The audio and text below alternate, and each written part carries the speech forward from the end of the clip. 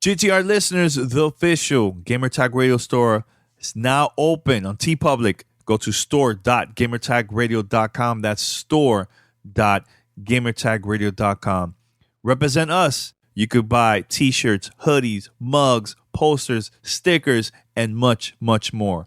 We are planning to add more designs coming very soon to the store, but as of right now, we have a couple of designs available now, like I Love Gaming and the GTR, Gamertag Radio logo, and so on.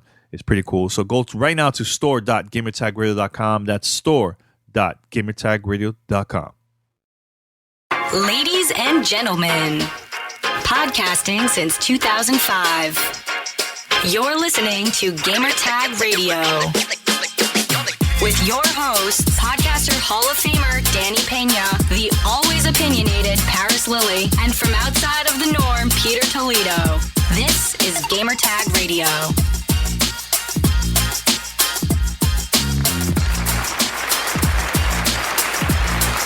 Welcome to Gamertag Radio, episode 759. This is your host, Danny, speaking here. And also joining us this week, we have the whole Gamertag Radio crew. Welcome back, Paris. Hey, good morning, everyone. How you guys doing? Good morning, man. How's everything with you, man? Hey, it's pretty good. First week on a new job, so, went through that whole process. So it's pretty good. Pretty good going into week 2 now. And just, the adjustment with the schedule, that's kind of been the biggest thing. Just got to get used to that. But overall, everything's good. Cool, man. And also joining us, Pete. What is up? Good morning, everybody. How are you guys doing? Everything is good, man. Good.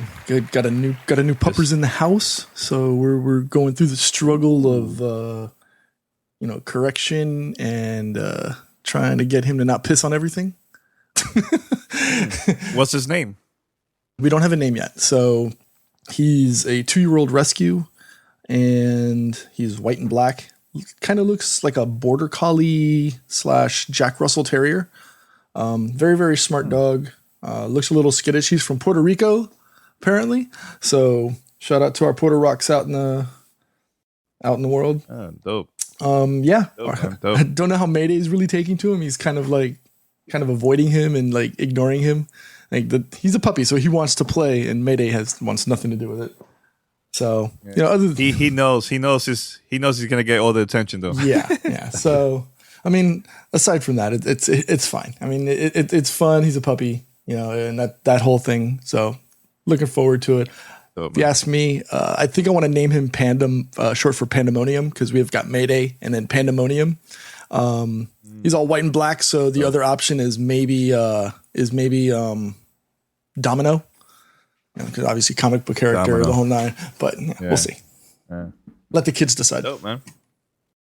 Cool. All right, so head over to gamertagradio.com. Post your comments and feedback. Share with your friends. Let other people know about the podcast. Also, you can find us on different podcast platforms. You can find us on Apple Podcasts, Spotify, Stitcher, TuneIn Radio, and other podcast directories. Send us your feedback or questions. Give us a call at 786-273-7GTR. Email us at fanmail@gamertagradio.com or leave a message on speakpipe.com/gamertagradio. All right, so big news here, man. God of War sells over 3.1 million units in just 3 days. Congratulations to the whole team over there at Santa Monica. It becomes the fastest selling PlayStation 4 game exclusive ever. Your thoughts about this, man? Because I'm having a freaking blast with this game, man. It's going to be pretty hard to top this, man. This game is legit. I'll say this, because I think over the last couple of weeks, just with me traveling and just other things going on, we haven't really talked about God of War that much, and obviously don't want to go into any spoilers on here. But I'll just say that for me, and I tweeted this out, as we sit here right now on May 6th, 2018, it is the clear leader for Game of the Year right now. For the games that have come out this year so far, nothing comes close to this. It is without a doubt the best game I've played in 2018, and I'll even compare it to the Murderer's Row from 2017. It is right up there too. If this game would have come out last year, it would have been a contender for Game of the Year. That's how good this game has been, and it is quite the achievement for Sony Santa Monica, what they've been able to do with Kratos and just reinvent him almost on the fly. And he's the Kratos we know, but at the same time, with the way the gameplay is, with the story that they're telling, this whole father-son dynamic, it's fantastic. It's without question the best story they've ever done in God of War. I mean, that just goes without saying. But I love the gameplay mechanics that they've added into it. They've simplified it in a way, but they've made it more complex at the same time, if that makes sense. And then, like I said, when you add in his son and just the story that they have together, using his son in the gameplay as well, just changing, and just some of the boss battles that you have, it's freaking phenomenal. It's like, look, we know visually it is eye candy. Take that out. Doesn't even matter. Gameplay, story is absolute top notch, AAA title coming out of Sony Santa Monica.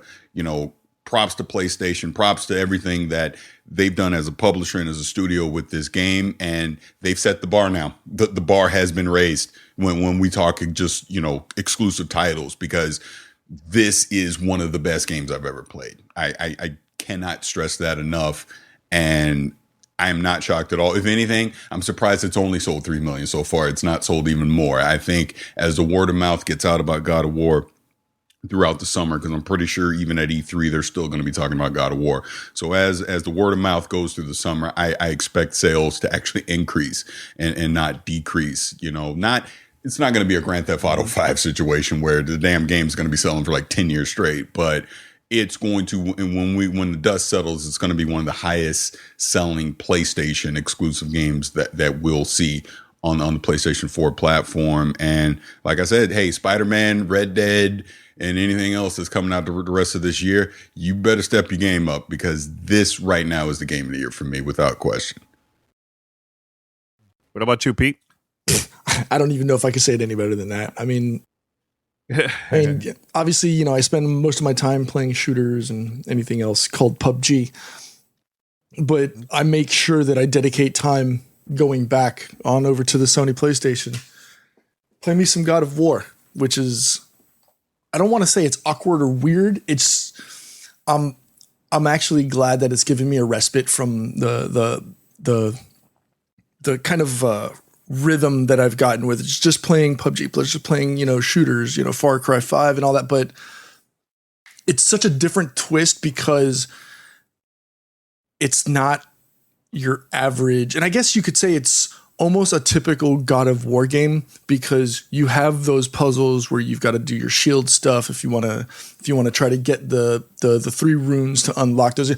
Though that has become kind of like my thing. Like, I find those, and then I don't stop playing until I actually get those 3, you know, those 3 runes. Those have kind of become like my quest. I want to find all of them, those and the Eyes of Odin and such like that. And like Paris, we don't want to go into a thing, but man, it's such a refreshing experience to play a game like that. And again, the inclusion of Atreus, or boy, because that's all you hear. Having him, you know, watching him grow up as a child throughout that game, watching him grow up and understanding at times why Kratos treats him the way he does. And on the converse, sometimes seeing his frustration at the way Kratos treats him. It's fun seeing that dynamic of Atreus, because you almost see him grow up in front of your eyes.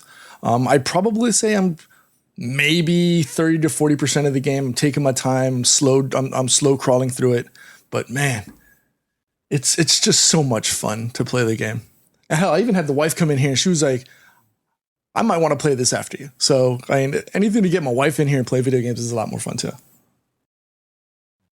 Well, I know this is one of the topics that we have for the show about Tomb Raider, because it's kind of similar to the way how you play. You just moved on and didn't have no comment, huh? Yeah. No. It's part of the conversation about the puzzles and the story, kind of like when it comes to like God of War and Tomb Raider. That's why I'm bringing it up, because in a recent interview, one of the developers said that the new Shadow of the Tomb Raider won't have no trial and error puzzles in the game, which is kind of like a letdown, because that's the thing that I love about God of War is, yes, the game has puzzles, but to me it's not complicated, it's not frustrating, right? But it feels great once you like solve the puzzles and everything, right? But you know, for a developer removing one of the parts that I love about Tomb Raider and also God of War, they're removing it in the game. What are your thoughts about that? Do you think that's going to affect the game overall because of the changes that they're making? Hard to say until you actually play the game. Maybe they have a unique take on the gameplay that they didn't want the trial and error puzzle things, because maybe Tomb Raider's taking this version of Tomb Raider's taking a different slant on the genre, on the gameplay. Maybe it's going to be more survivalist versus like you're saying, trial and error. So if you make a mistake, you pay for said mistake, and you don't get to just have a simple redo of it. You know what I'm saying? So I'm not going to punish them for taking in a different direction, because, as we've played two versions of this Tomb Raider already, maybe they want to try something new. I'd rather them take a risk and try something different than just keep doing the same damn thing over and over for 3 straight games. You know what I'm saying? So I'm wait and see on it. And I know there was an event, people got to play it, and obviously there's NDAs and all that, so they can't talk too much about it. But people have had hands-on with it, and just the limited amount of feedback so far has been high praise. So, like I said, I'm willing to give it a shot. So I think it helps to explain why, according to the gameplay director, and I'm going to paraphrase what he says. So, best game that's probably synonymous to something like this, Uncharted 4. Or actually a lot of parts of Uncharted, where you've got those trailers where you have to jump and traverse parts of the game, and if you fail, you die, and you get back to the beginning. You have to start it all over again. It kind of removes the ebb and flow of how the game goes. A great example, I guess, in the way to tie this back to God of War, like I said, is the shield runes, where you're trying to hit the 3 runes in a specific order or get them in a timed manner to unlock a special chest, which is what they want to do. They want you to tinker around and manipulate other parts of the game in order to allow you to advance. And so that's more of the trial and error component that they're trying to go for, as opposed to try to get from point A to point B without dying. And if you die, you got to restart and go all the way back. And it makes sense. I guess it's just the progression / maturity of the developers to stop that, I guess, lazy mechanic of getting from point A to point B while adding that puzzle mechanic. So, I'm fine with it, honestly, because like I was saying, I think it takes you out of the game, and it stops the flow of what you're experiencing. So I'm okay with it. Again, we need to see it and experience it firsthand before we can really talk about it. But I think it's fine. Yeah, hopefully you get to see it at E3, and we'll see what happens from there, man. But I just wanted to say that because I really love that part about Tomb Raider, and also now God of War. And honestly, speaking about Uncharted, to me, my favorite Uncharted so far has always been Uncharted 2. 4, I think it was good, better than 3 in my opinion, but something about 4 is not close enough like 2. 2 to me was like a very special game, man. So we'll see what happens once the game comes out and so on. We'll see.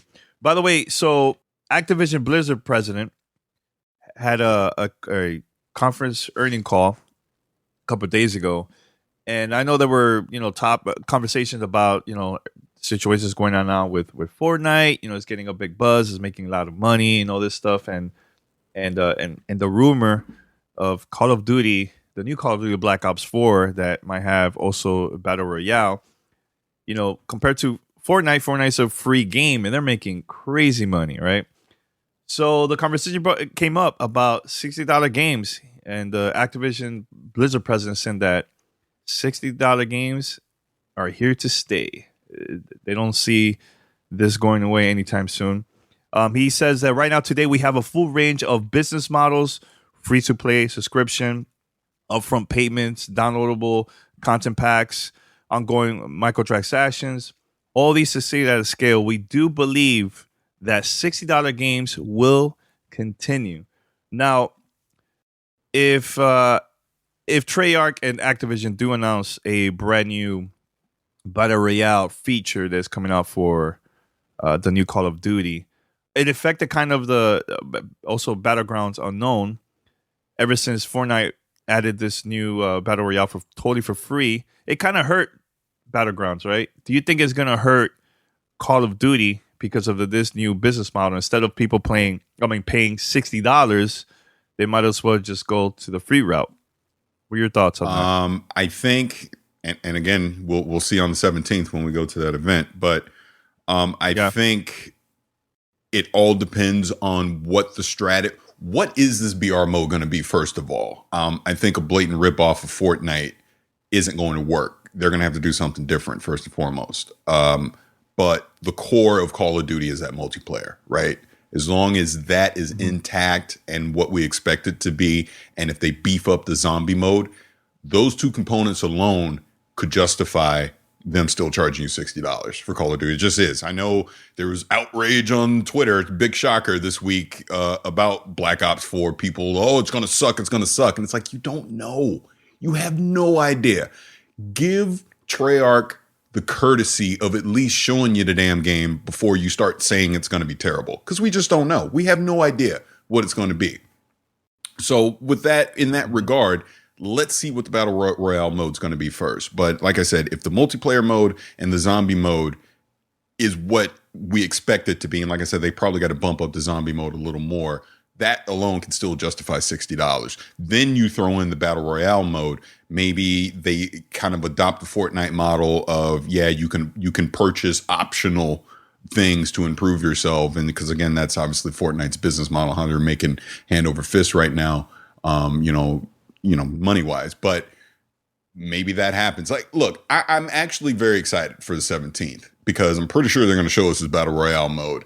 I'm very excited to play it. I want to see what it's going to be. What is Activision going to do to compete with Epic and PlayerUnknown? I want to see, personally. So is it going to be great? Don't know. I hope it is. If it isn't, I will be one of the... I just like last year when I was at the Destiny thing, I'm like, I don't know about this. I will be immediate to say that if I don't think it's going to work. But I'm willing to give it a shot. I want to see. So, but going back to the original thing that you're saying about $60 games are here to stay. Again, of course it is. Look at God of War. God of War just showed you once again, you don't need extra multiplayer modes and all this frivolous stuff. If you give me a solid single player campaign, that justifies $60. And on the flip side, I do think if you give me a solid enough multiplayer mode that is going to entertain me for hundreds of hours, that alone justifies $60 as well. So now, of course, that to me, $60 is just kind of the base model for gaming right now. Sure, you're going to have extremes like Fortnite, which can be free to play. You're going to have other extremes where State of Decay is coming in at like $40 or something like that, right? So, of course, there's still going to be different skews in the pricing model, but for the average game to be $60, I don't see that changing anytime soon. And as we know, a lot of that stuff is going to be augmented with, DLC and microtransactions and things like that. Unfortunately, that's just the nature of the beast in today's gaming market. So it is what it is. I've talked too much. I'll be quiet. Well, think about it. $15 or $60 has been the business model for 15 plus years now. For full size games, you have like Perry said, you have the outliers like the $30 for PUBG, $30 or whatever it's going to be for State of Decay 2. Overwatch. We're talking about Activision Blizzard. They launched, it was $60 for console, but it was $40 for PC. Showing preference to the PC market. And even going back further along the Battle Royale train, there was rumors last year of Overwatch contemplating a Battle Royale mode. So I don't see $60 being an issue, considering we as a consumer base are so accustomed to that price point. If they change it, obviously going upwards, because you never see prices going down for something like this. you might that it would be the same thing as if 15 plus years ago when they changed the prices from 50 to $60, you might see that same kind of uproar. I think the big thing is as long as you're providing content that's consummate to what players perceive as a $60 price point, as long as they feel that they're getting their money's worth or their return on investment, then I think it's fine. And obviously when you have games like Fortnite at free to play, they have to do those extra steps just to be able to stop being in the red and going into the black and, possibly green if possible. So I don't see an issue with it, again, as long as the content is consummate to what they're getting, to what you're getting as a consumer. I know the conversation that one of our listeners brought up on Twitter, and I believe also we got a call, same conversation about this, that, that it's going to hurt the sales because Activision removed the single player part of the game. And honestly, I think Call of Duty, no matter what, is going to sell, right? There's a reason why Activision removed this. Based on data, they noticed that more people are just playing the multiplayer instead of the single player. Then why, business-wise, like why are they going to focus on creating a game that not that many people are playing? They'd rather invest on new things that's going to make them even more money. And a perfect example, look at Fortnite. The majority of people that are playing Fortnite, they don't even bother with the campaign. I think the campaign is just there as a extra, in my opinion. But Battle Royale is where it's at. So it makes sense for a company to invest more on just the multiplayer side because it's working for them, right? So, but I know the conversation too that I remember I was in line with Paris, and this was Call of Duty XP a couple years ago. We were there, and there was people behind us talking about Call of Duty, and that's it. That's all they know. All they play was just Call of Duty. So the company's going to make a lot of money, man. I think, man. Even with this major change, I think they're probably going to make even more money because it's something totally new for Call of Duty. A lot of the fans that haven't played Call of Duty in a long time, they're going to go and buy this just because of that, I think. So what do you guys think about that? I was dying laughing while you were talking because right when Pete finished talking, he basically did the Kermit the Frog meme. It was like, but that's none of my business. Took a sip and it was a Call of Duty cup. I'm like, oh, he's shilling for Call of Duty. I didn't notice. No, but what you're saying is right. I mean, that. Yeah. And that Twitter conversation and some other Twitter conversations that were going on last week was just so frustrating because you have to give change a shot before you instantly outrage. Oh my God, this is going to be a fail. This is not going to work because it's not what I'm used to. Give it a chance. Not saying it's going to work. Mm-hmm. It could be a disaster. We don't know. But let's give it a shot first. Exactly. Wait until the 17th until you see what the roadmap is for Black Ops 4 before you get outraged that they don't have a campaign. Again, real talk. I have not completed a Call of Duty campaign probably since Modern Warfare 3.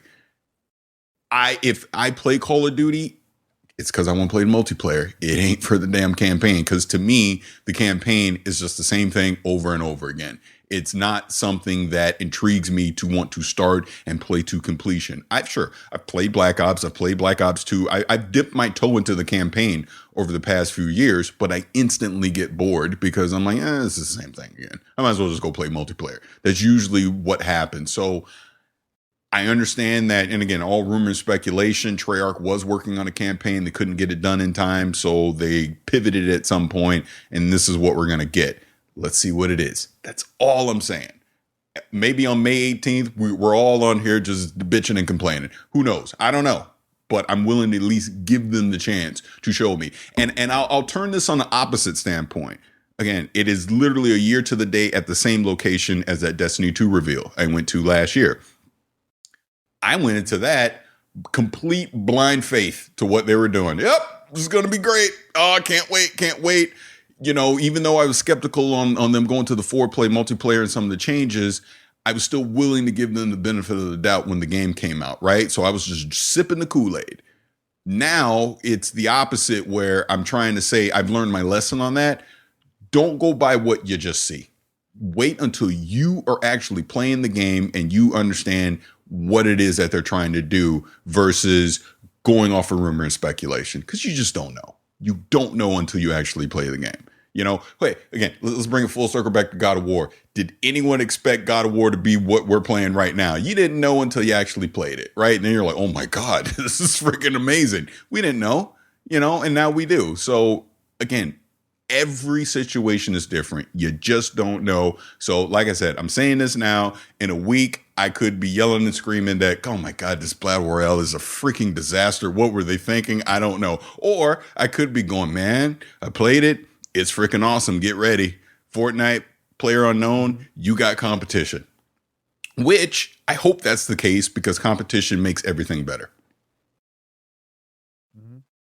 I think that, you know, it feels like that Treyarch and Activision, they seem confident, because if they're going to have an event like this, maybe they're confident that this is going to be big for them. We'll see. And that's still an unknown. You don't even know what they're going to be showing you. They may just show you more of the multiplayer and maybe withhold the battle royale stuff. I don't think for they can, E3. though. I don't think they can, though. They can't assemble, because this is like the quote unquote community reveal event. They can't assemble everyone into the Jet Center here in LA and then hold back the biggest rumored mode that they're going to have. If anything, I could see them not showing us a lot with multiplayer and actually focus everything around the battle royale mode, because that's the unknown. I mean, they could go on stage and say, hey, that multiplayer, it's going to be everything that you've always come to expect, blah, blah, blah. Here's X amount of modes. But today, when this is over, walk over into the next room. Now you can get hands-on with the battle royale mode. Think about it. Every interview that's going to happen at that event is going to be about that damn mode. It ain't going to be about the multiplayer. It's going to be about the battle royale mode. So I would be shocked if we didn't get hands-on with it, because if they didn't, that's just going to fuel the speculation that it's not going to be good. So they got to show it off at this event. They got to get people excited about it, and then just funnel that excitement into what we'll have at E3, in my opinion. Because, you know, we're real. One last thing. Sure. Because like Danny and I have talked about this offline, typically with Call of Duty, the big multiplayer reveal usually doesn't happen until the end of the summer, where they do like a beta, there's like an event around it, all that kind of stuff. I would imagine they'd stick to that versus changing it and doing everything about multiplayer right now, because they're going to want, you know, basically the media and select, you know, influencers to go to an event, play the multiplayer, talk about it, and then like a week or so later, they have their quote unquote beta, you know, like they traditionally have done over the past few years, to let everyone get hands-on with it leading into launch. So that would be my guess. Who knows? Could be completely wrong on that, and they show everything. The reason I wanted to counter that is because wouldn't you want your biggest reveals to have the biggest audience, which would be E3, because you're going to have every single outlet, every single community group at E3, as opposed to a small select group. That's not coming what in this there. is going to be. But I'm because I was telling Danny, they're literally doing it at the same place the Destiny reveal was. So that tells me they're bringing in everybody, because look, I was at that Destiny event with 500 of my closest friends, because they brought in all the media, all the community influencers, everyone was there. So I'm assuming, matter of fact, you know, for those that are on Twitch, this is the thing that they gave us. This is very similar to what we got for Destiny, because it's a community reveal event. So this is going to be a what's the word I'm looking for? This is going to be a huge celebration of the game. They want the community there, not just the media, because they want everybody talking about it. So trust me, if it goes the way I think it's going to go, because I have no idea, they're going to bring us into that hangar. They're going to have that big open space where we all sat, and then Bobby Kotick and everyone else is going to come out, Treyarch. They're going to show off the game, talk about it. And then when that's done, they're going to say, now go walk to the back and have hands-on with it. And they had hundreds of stations open. So you had hands-on all day. Interviews were going on all day. And this is the big thing. In my opinion, this would be bigger than what they do at E3, because they control the media cycle for that day, for that week. There's no other competition around them. So it would make sense that they do this to show everything off versus wait till E3. In my opinion, could be wrong. I don't know. No, it makes sense, Paris. Also, they could also let the public, whoever attends E3, they could actually play at E3 because everybody's excited and pumped. And then down later in the summer, then they could start talking about the regular multiplayer and also show zombies. And so they're going to have content for people to talk about, even from the community and also for the media. They're going to talk about all summer long until it comes out. They're going to do fine, man. They're going to do fine. So now I just hope that it's not the same thing that you go and there's 100 people and only one person can survive.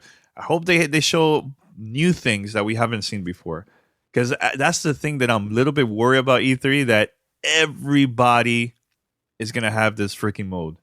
It's similar to a couple years ago that everything was about VR this, VR that. This year is gonna be about Battle Royale. Oh yeah, E3 2018 Battle Royale. Because I'm pretty sure whatever the Division 2 winds up being, they're gonna have some form of a Battle Royale mode too. There's gonna be other it's gonna happen. Like I've been saying this already. E3 is just everything's gonna be BR. Everything, because that's the hotness right now. I mean, when you look at what Epic is doing with Fortnite, you're like, these dudes are making a lot of money. We want to make a lot of money too. Let's copy what they do. So it's gonna happen. It just is. All right, so we'll be right back. We're going to take a short break here. And once we come back, we have more topics to talk about. And also later on, fan mail and the return of Miss Leo. We'll be right back after this. You're listening to Gamertag Radio.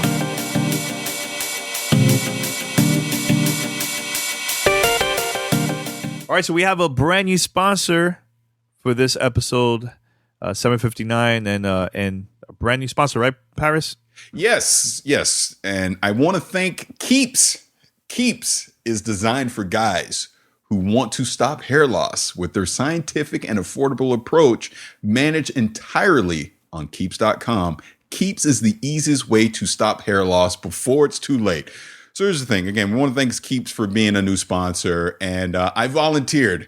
As you know, I am follically challenged when it comes to having hair on the top of my head. So I figured, why not? Let's try out Keeps. Let's see how it works. They sent me over the package, and Keeps, let's just get into it real quick. They have 2 FDA-approved hair loss products which can help you keep the hair that you already have. So like they say, average guy out there, you might have noticed you've had some hair loss over the years and you're trying to figure out, what can I do about it? What's a real solution? So again, Keeps has 2 clinically proven medications that let you keep the hair that you already have, and it's inexpensive and it's very easy to get. So there's no need for additional hair loss. And with Keeps, for 5 minutes now and just $1 a day, you'll never have to worry about hair loss again. So again, Keeps, it's very easy. Go to Keeps.com. It's an easy sign up. Takes you about 5 minutes. I did it personally. You'll take some photos of your head, like the top, on the sides, everything. You're going to send it in, and you're actually going to have a doctor give you an evaluation on it. And then they're going to send you over the 2 medications that you can use to prevent hair loss. Keeps is only $10 to $35 a month. Plus, right now, you can get the first month free, which is a hell of a deal. Now, Danny, what do you think about this? Am I crazy for trying to save the hair that I got, or should I just give up and let it all go? What do you think? You can't give up, Paris. You can't give up. Yeah. Right. Look, and right now this is totally free, right? I could go to the website right now. What's the URL? So the URL for us to help us out, go to keeps.com/GTR. That is KEEPS.com/GTR, and you will get a free month of treatment. So again, keeps.com/GTR. Keeps your hair today, tomorrow, and forever. All right, so we're back here, Gamer Tag Radio, episode 759, and we have the whole crew. We had a great conversation about Call of Duty, God of War, and so on. But now I think it's super important for us to talk about our first E3 predictions. And for those that listen to the show, the return of Miss Leo. Miss Leo, go for it. Hey, Hey, darling, this is certified psychic Miss Leo. Now, I can usually tell you things about the future by using the power of my tarot cards. But when it comes to video games, only the guys at Gamertag Radio can give you the E3 predictions. Ya hear me? All right, Paris, Pete, we have two options. I think we should start small, and then later this month, we talk about the big three, Nintendo, Sony, and Microsoft. But I think we should start small. So which one should we start first? EA or Ubisoft? EA. All right, let's go with EA. Pete, you're fine with that, with EA? Not a problem. Let's go. Let's do it. All right. So our first Miss Leo prediction, EA. Who would like to go first? I think I'll take this one. I think we see gameplay of Anthem. I think it's going to be somewhat playable on the show floor. I think we're gonna follow up on the reveal or the rumor reveal from 2 weeks ago. We're gonna see a battle royale mode for Battlefield 5. I think we're going to see the normal Madden / FIFA. I think that's it. I think for now, I think it's going to be EA Play, obviously related. But I think that's what we're going to see.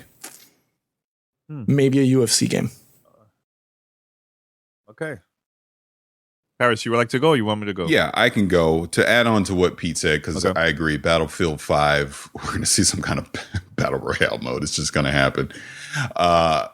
But I also think that Vince Zampella is going to stand on that stage at EA Play, and they're going to show off. Respawn is going to show off, not just is this a tease? They're going to show off the Star Wars game, just a tease. I don't think it comes this year. It may not even come in 2019. It might be a 2020 game, but I think we at least start that conversation that exists. Now, with that said, I don't think that's the only thing Star Wars related that they're going to show. I don't know which studio in EA. I'm going to say it's not going to be BioWare because I think all hands are on deck for Anthem. But there's going to be a second Star Wars game that they're going to show. I don't think it'll be Battlefront 3 because it's way too early for that. But there's going to be two Star Wars IPs that are going to be shown off at EA Play. A Respawn game and another game. Maybe, fingers crossed, please, baby Jesus, make it happen. An RPG Star Wars game. I would absolutely love, not necessarily KOTOR, but just something RPG related with Star Wars. I would love to see that as well. Like I said, I already said the Battlefield. It's too many battles in EA. The Battlefield 5 reveal, obviously, to me, that's just a no-brainer. We're going to see that. Anthem, they're going to put a date on it. I'm expecting it to be in March 2019. Like Pete said, full hands-on reveal of that. I think it's going to wow us. And I say that because it has to. Because if it doesn't, if Anthem comes in lukewarm out of EA Play, it's DOA.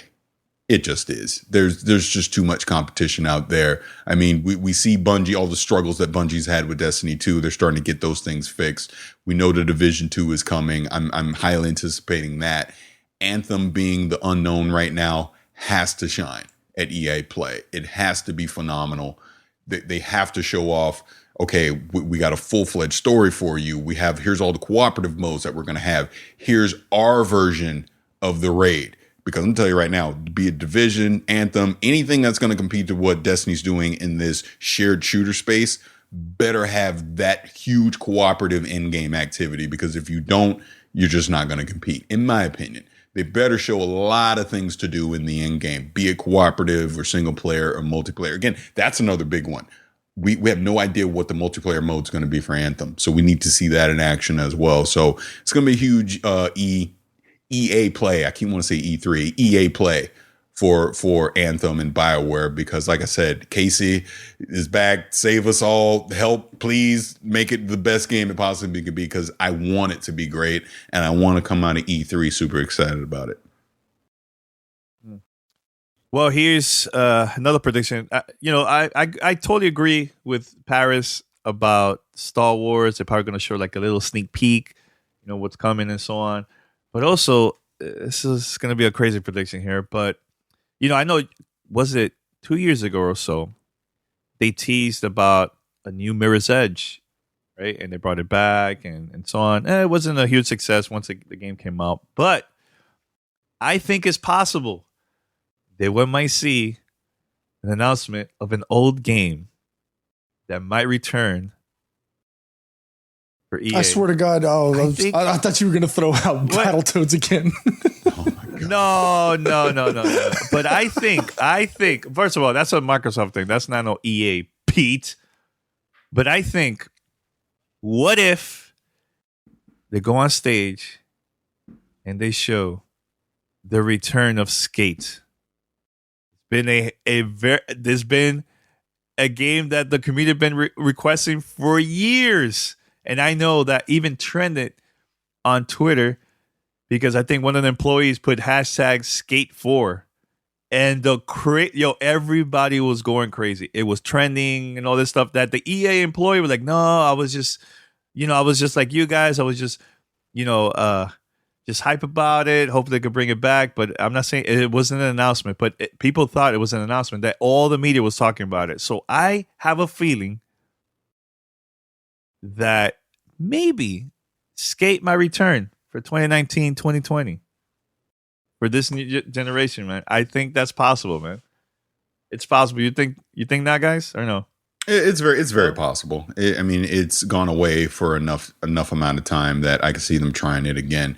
I will add on to what you just said, and I also expect to see an Unravel 2 being shown off, possibly coming this year, maybe early next year. Yeah, I can see that. Yeah, they probably would show some indie games, right? That's part of the EA program and everything. So I can see Unravel 2. That was a great game. The last one was really good. It was fantastic. Really good. Now, is it possible for EA to also announce a new Burnout game? Instead of showing Need for Speed, they'll show like a new Burnout game. They just released a remastered version. I'm going to say no, because if they do a Burnout style game, it's going to have the Need for Speed branding. I don't think they're going to go back to the Burnout quote unquote IP or name or whatever. I mean, was it Criterion or whatever? They're the ones that make Need for Speed. I don't think they go back to that, in my opinion. I think there will be a game in the spirit of Burnout. I 100% could see that, because they got to do something with the Need for Speed franchise to differentiate it from, what Forza and Gran Turismo is doing. So I could see them doing something like that, but I don't think they'll go back to that name. That would be my guess on that. Okay. Those are my two predictions, but go ahead. I'm going to add one more to this. I think they're going to capitalize on the popularity of, I don't know if we'll see a Battle Royale version of it, but I think they're going to give us a third version of Plants vs. Zombies Garden Warfare 3. That was a pretty big game, the last one. I know it's cliche, but I think we're going to see a Battle Royale version of it. No. I think we'll see the regular, the PvZ, but we'll see the PvZ with now adding the Battle Royale mode. Sorry, I do not deny that could potentially happen. That's not why I paused. My only question to that is, PopCap, now EA Seattle, whatever they're called, I wonder if EA would invest the money into creating that versus keeping them basically in the free-to-play model with what they're doing on the mobile space. Because that kind of seems like they obviously took a risk with Garden Warfare, and I guess in part 2 or whatever. I don't think it sold as well as they hoped. I don't know if they'd go back to it a third time, even if they changed it to a Battle Royale mode, which, what you're saying, Pete, it is tailor-made to be that. Absolutely. I don't deny that at all. I just wonder if EA makes the investment to do it. But with all that said, I would lean more towards you're right than wrong, because, like we said, everybody's going to do a damn Battle Royale mode, so why not do one with Plants vs. Zombies? Yeah. It makes sense. It's something that is not to downplay the difficulty in making a video game, but it's not as resource intensive as a PUBG or something like that. It's, it's playing off of the cartoony / casual audience, gives them something. It doesn't have to be 100 people. It could be something much smaller, 25v25 or 40v40 or something like that. It just doesn't have to be as convoluted as a regular, battle royale. And also, I know we mentioned a lot of games that we already know and old games that might bring back, but I think that EA will also show some new IPs. Maybe it's as a tease for like next year or 2020. I could see that during EA Play as an experiment. Maybe it will be a big hit. Maybe it will be a huge flop, but they are going to announce something that is new that we've never seen before or heard before. That's what I think. Any other predictions from EA Play?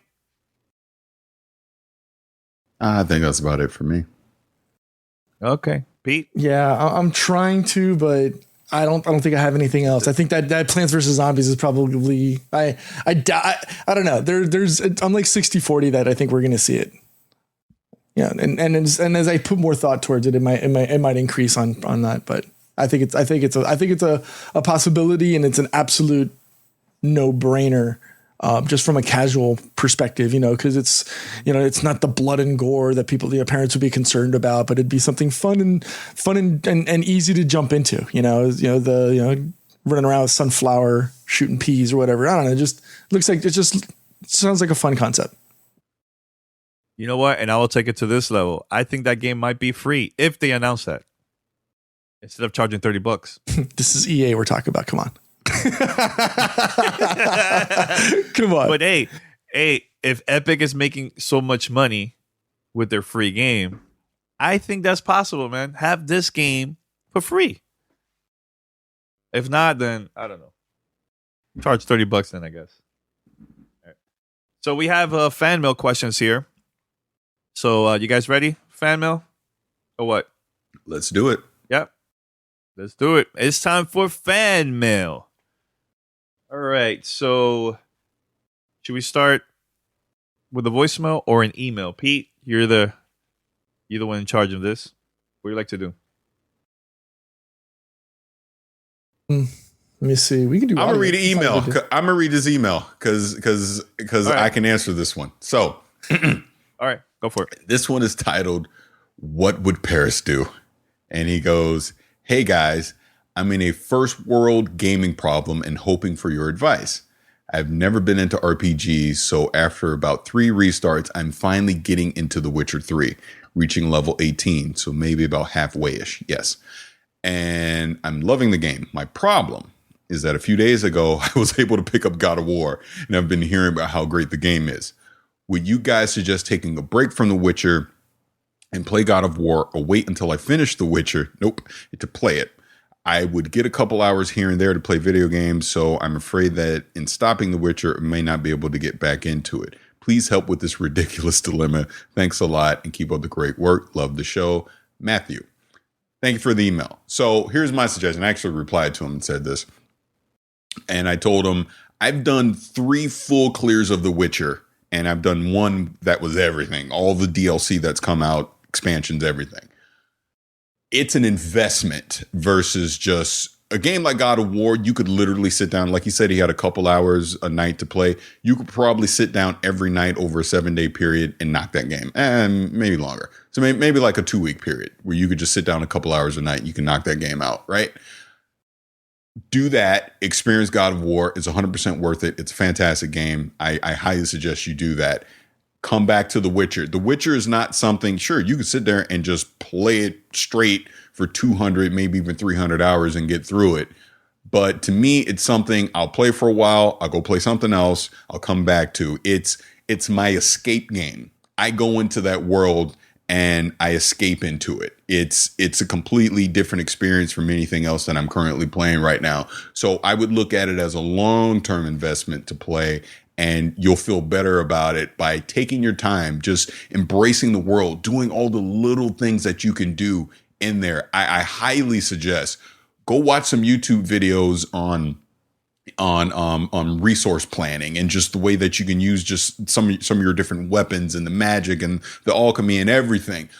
Actually understand and you don't necessarily play it on the hardest setting, but play it on the next to hardest setting where it's going to force you to manage all your resources. Because to me, that's the best way to play this game, where you'll truly appreciate it and understand it.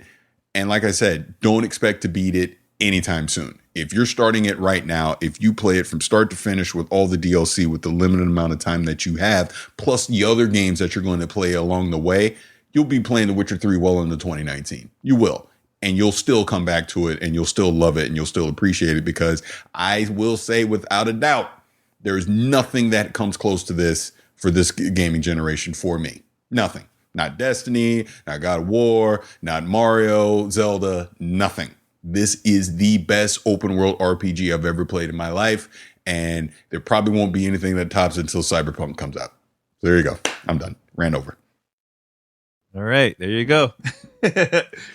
All right, so should we play a voicemail then now? We can definitely do that. All right, let me go. Let's do it. Play this first one. Hello, this is Garth Wolf calling from Columbus, Ohio. I just wanted to ask you guys, is there any plans to bring Mandy back to the show? Or Lady Luck, I know she used to go by that. I've been listening to the show for a few years now, and I remember I used to enjoy hearing her perspective on any gaming news bits that came out. She seemed to be pretty passionate, and it was cool to have a female point of view on the show. Just let me know. And I enjoy what you guys do. Keep up the great work. Thank you very much for the call. As much as we would love, well, some of us would love to have Mandy back. So unfortunately, hold on, Danny, chill. You know, she has moved on. She is, She has moved on from a professional perspective. As Charlie Murphy would say, wrong. Go ahead, Danny. She might come back as a guest, but because of her position in the industry now, it would have to be something. We would have to completely make sure that there's nothing that would cause a conflict of interest or anything with her job. But I mean, I was just playing last night with her on PUBG with a couple of friends. So I mean, I talk to her on a regular basis, as do Danny and Paris. So it's that's like our little sister. And there are times where I do kind of miss her zany personality on the show and her crunching through Milanos while recording. Who knows? Maybe it'll happen in the future. But yeah. Well, I was going to answer that question, but we are going to have Mandy on this week's episode. That's coming out later this week. Oh, yeah, because P and Paris not going to be joining me, so I didn't want to record alone. So I invited Mandy, and Mandy is down to record. So we're gonna. There's no live stream this week on Wednesday, so I'm gonna record an episode with her, and I'm gonna release it either Wednesday night or Thursday. It will come out. So plus, I have also an interview planned for that podcast episode. So stay tuned for that. Well, there you go. That's it. Just wanted to say that. There you go. All right. Next voicemail. What's up, Paris, Pete, and Danny? Just a quick question. It's Keith from Chicago. I had recently subscribed for the Game Pass, and I was kind of curious why the Master Chief Collection wasn't on there. Any of the Forzas. I know that they said that they're trying to get their first party games or their console exclusives on there. I was just wondering if you guys had any intel on maybe that they're going to add them in the future, like they're adding State of Decay 2, or what was going on with that. Thank you. What do you think, Danny, Paris? I can partially answer this question. Master Chief Collection, once it gets fixed, because I'm pretty sure they talked about this in their actual blog post on Halo.com, but once Master Chief Collection is in the state to where 343 is happy with it, it's going to be on Game Pass. Pretty sure that's where they said it, but I know I've seen that. So that's going to come, and it just makes a lot of sense. Why not?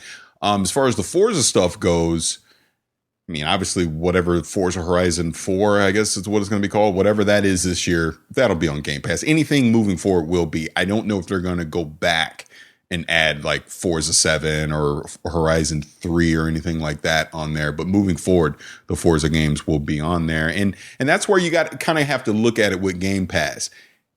Sure, they're going to retrofit some things back in, but everything moving forward will be on there. So that's where you're getting your value for, is on future content, not necessarily on the past content. But, now that I have Game Pass and I've been able to look at it, I mean, I think they have a decent amount of stuff that's available on there right now, that it's worth the investment of $10 a month if you're into the Microsoft and the Xbox ecosystem.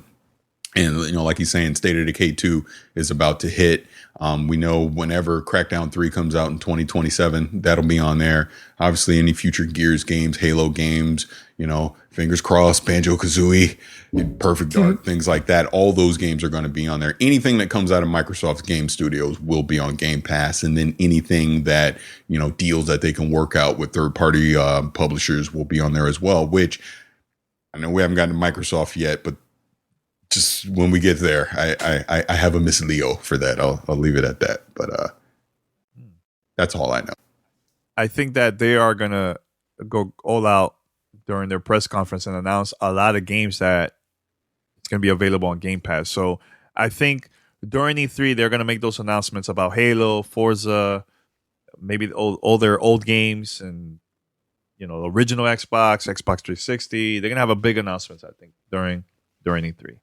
And honestly, that's like the best time for them to make the announcement, so more people could sign up, and plus add the new games there too, in Game Pass, and just pay $9.99 every month, and you get all that stuff, man. So and right now adding Halo Master Chief Collection, I think, is a bad time because they need to fix that game first in order to have that. So Microsoft will announce a new Halo game, and they also say, yeah, if you want, you could also play the previous games. Boom, they'll have it available there too.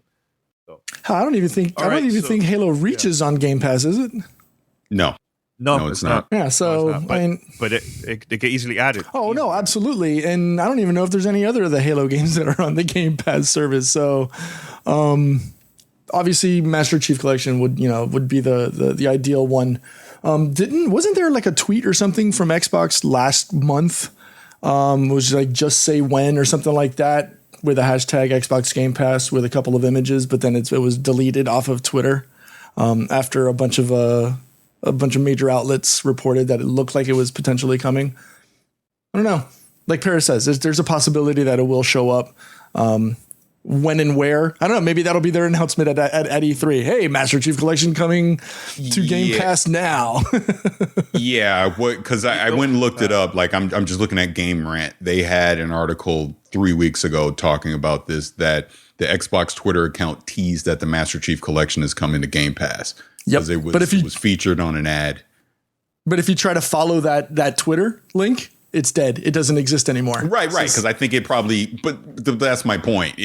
It probably shouldn't have been there when it came out, but that's just letting you know it's going to come. It just makes sense. Just a matter of time. Why wouldn't you? Yeah, just a matter of time. Yep. Why ignore your biggest franchise on the big subscription service you're pushing if it's not going to come out there? It just doesn't. It's a no-brainer. Again, I think it's going to be teased or at least announced at E3. That's a possibility. Yeah.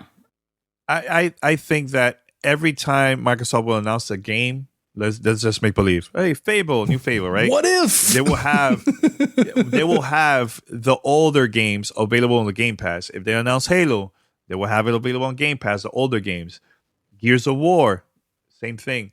That's what I see because Microsoft really going to push Game Pass during E3. They're going to push this like all the way. Announce a big game, a brand new IP or something. Not a new IP, a new game from a big IP of theirs, and then have the older games available on that day on Game Pass. Yep. That's how I see it. All right, another voicemail? Yep, got one last one. Here we go. Hey guys, this is Brad, aka BigGamer90. Just wanted to reply to the discussion you had on Pactor's comments, and I'll try to make this as short as I can since you guys roasted me the last time.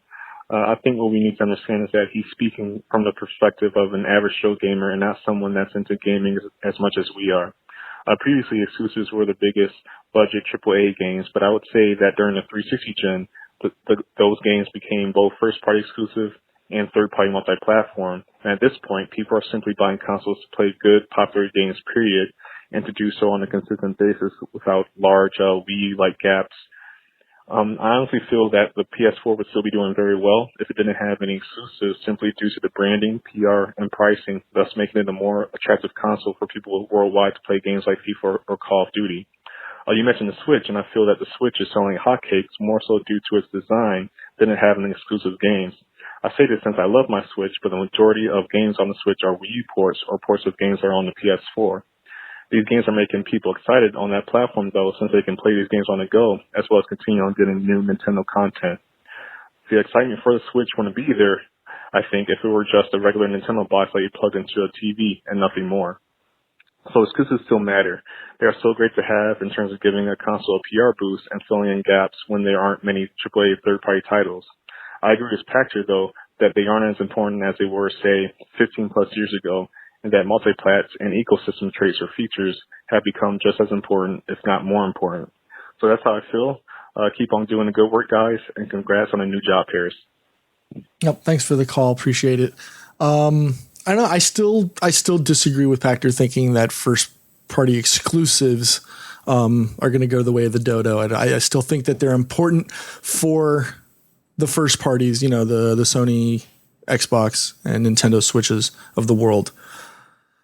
They need them as an encouragement for consumers to buy into their ecosystem. I mean, you look at the stable of games for the Switch and for PlayStation, at least in this generation, and they're by and far 1 and 2. If you think about them in the big three, right? I think from a stable of games, those two are leading the pack. Xbox still has a way to go, but them having Play Anywhere and now Games Pass, I think that's a good opportunity for them to move forward. But again, I still think inventory is going to push a big push. There's still those timed exclusive deals that that publishers do with the developers and stuff like that. But I think consoles and their ease of entry, because PC buying is expensive and the technical aspect sometimes can be a chore as well. I think first party exclusives, especially for consoles, has a place in the industry, and I don't think they're going to go anywhere. Yeah, I totally agree with Pete. I think that exclusives is very important. Look, we just started the show with God of War selling so many copies the first 3 days, so it is important.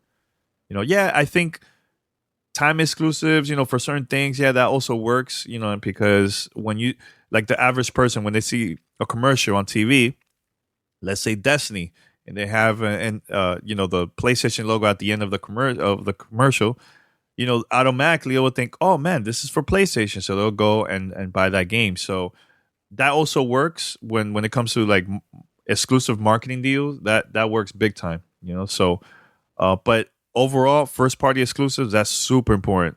Super important. You can't just depend on just third party content. You need something.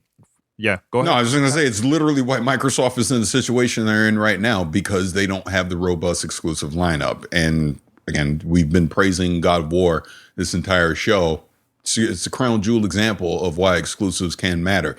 That game will sell PlayStation 4s. It just will, because people will hear about it and they go, if I don't have a PlayStation, I want to go play this game. They'll go get a PlayStation to play it. Mm-hmm. Yep. So I agree. All right. Anything else? We're good? I'm all out of voicemails. Okay. Well, I just want to mention this very quick. We just opened the Gamertag Radio store. So you could go right now to store.gamertagradio.com. That's store.gamertagradio.com. And right now we have a couple designs. We're planning to add some cool ones in the future. What if, let me dream, all that good stuff. Maybe we'll create a new one for Paris, the tank top one. Not to wear this during E3, something like that, Yeah. I don't know. Yeah. I'm just me playing. Well, I want to backtrack. Good. I'm sorry. I didn't mean to cut you off. I really didn't. But there was one more email I did want to read. Oh, yeah. Go for it. Sorry about that. So let's backtrack just a second, because it goes along with the topic we've been talking about. So this is from Mason, and he is saying, "What's up, GTR crew? My name is Mason from Tacoma, Washington. I will be graduating college with a degree in welding technology in about a month or so. Congratulations. And I wanted to upgrade my gaming setup to a 4K experience. I've been an Xbox gamer my whole life, and I currently have an OG Xbox One. Should I upgrade to a PS4 Pro with exclusives such as God of War and Spider-Man, or keep with my brand of Xbox along with my friends for future social titles like Anthem or Sea of Thieves? Thanks for the show. Keep it up. Make my work days better. Well, again, thank you for the email. I want to read this because I thought it was interesting. So it sounds like if he upgrades, he can't do both, because my default answer would be get an Xbox One X and get a PS4 Pro and profit, because now you have 4K on both and you can experience all the exclusive games on PlayStation and you can still play with all your friends on Xbox. So it sounds like he's almost asking us if he should choose. Here's my default answer. If it comes down to a choice, you can only pick one, and playing with your friends is super important to you, because it sounds like it is with things like Anthem and all that, stick with the Xbox. Don't go PlayStation if you can only choose one. But the flip side of that is, yeah, you are going to miss out on titles like God of War and Spider-Man. So you have to look at it that way. Because sure, you go play Spider-Man and God of War and Horizon Zero Dawn and all that stuff, but now you're not playing with your buddies.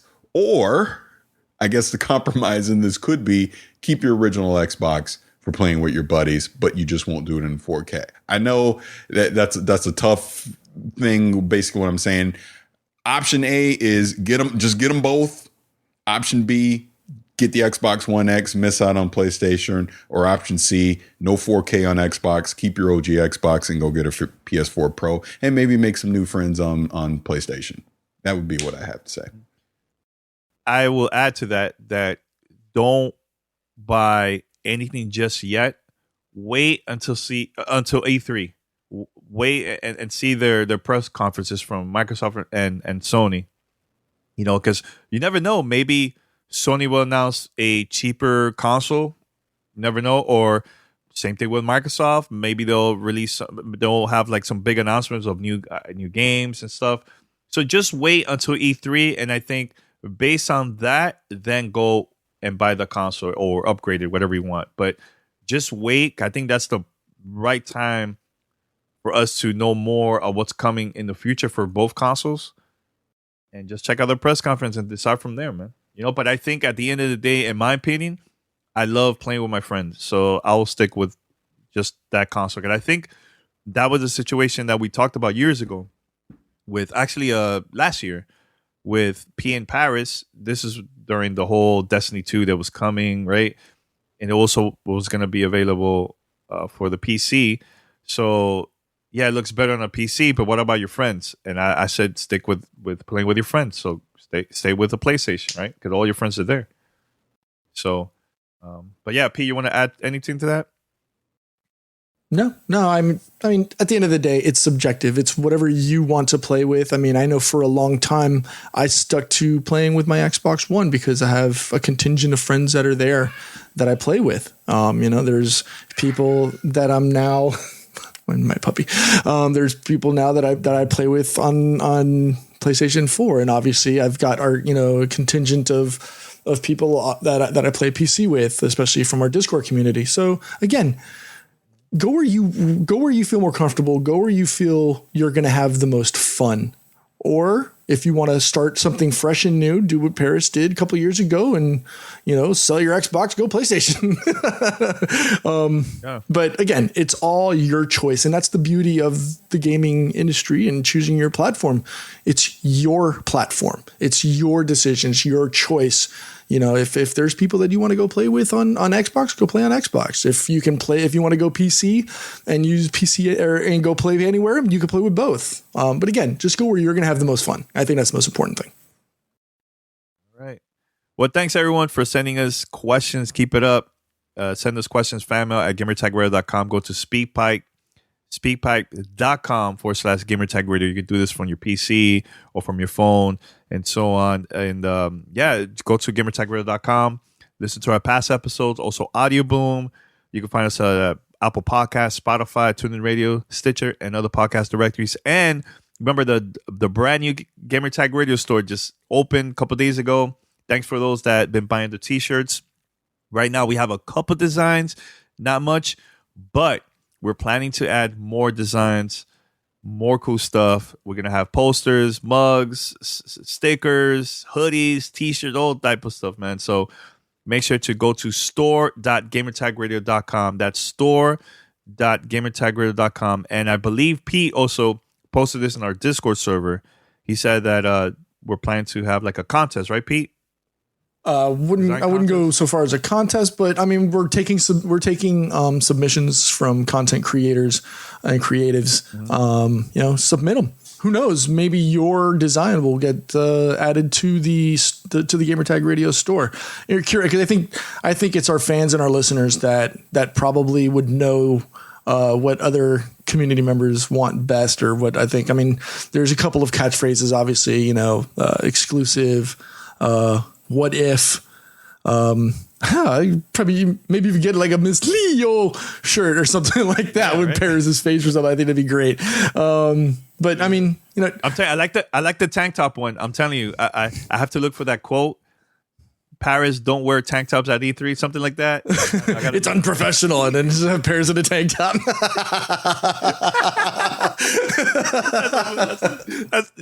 That's my all-time favorite moment from Paris, yo.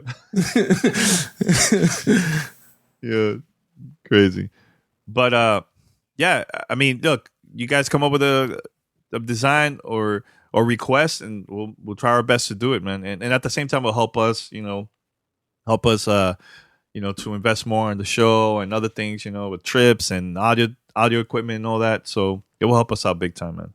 So we had one more news topic that breaking news. I sent it to you this morning. You obviously ignored it, so I'm gonna just say it right now.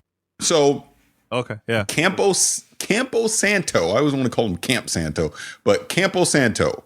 They're the makers of Firewatch. Very underrated game. If you've not played it, I highly suggest you go pick it up on your platform of choice. It's a really good game. They're joining Valve.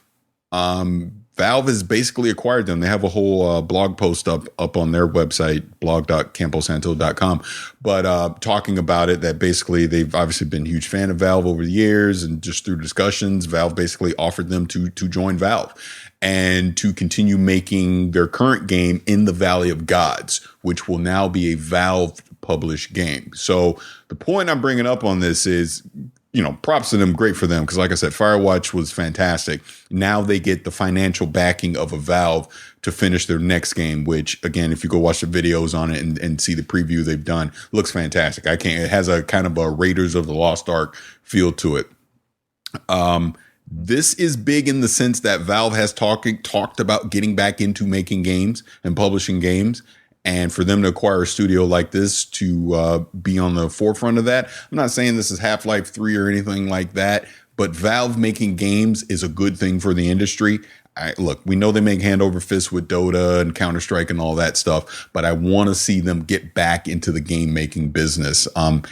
I dearly miss Portal.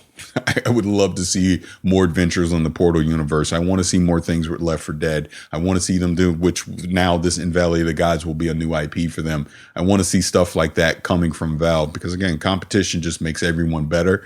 And Valve has been sorely missed the past, I don't know, when did Portal come out? Portal 2. God, it's been 10 years now, something like that. So I want to see new stuff from them. So just wanted to point that one out because I saw that yesterday. And props to Campo Santo for joining Valve, and props for Valve for seeing that they're needed in this space for making games. So glad to see it.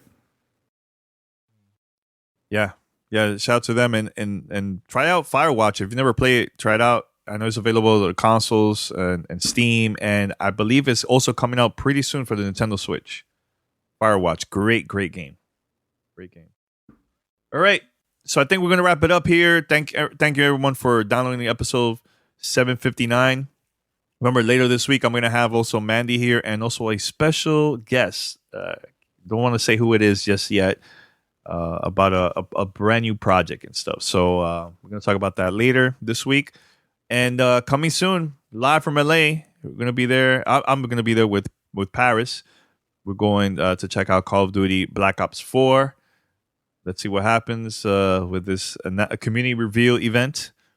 And we'll go from there, man. So thanks, everyone. And until I got one more thing. Hold on. Oh, my God. One more. What? One more.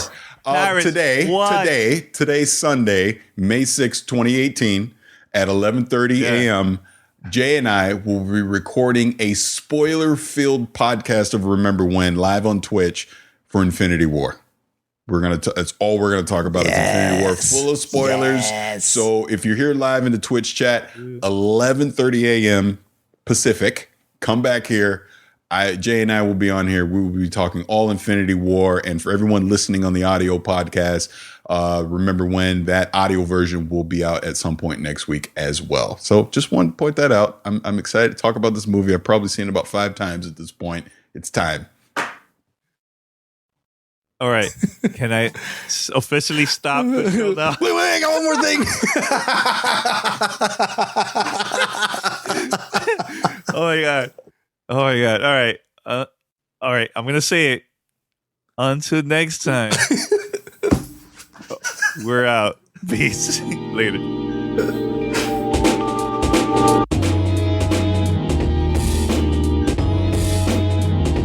Thanks for listening to Gamertag Radio. Be sure to like us on Facebook and follow us on Twitter.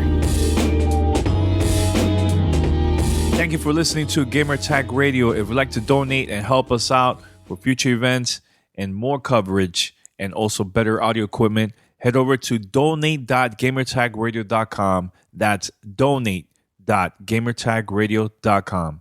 Thank you.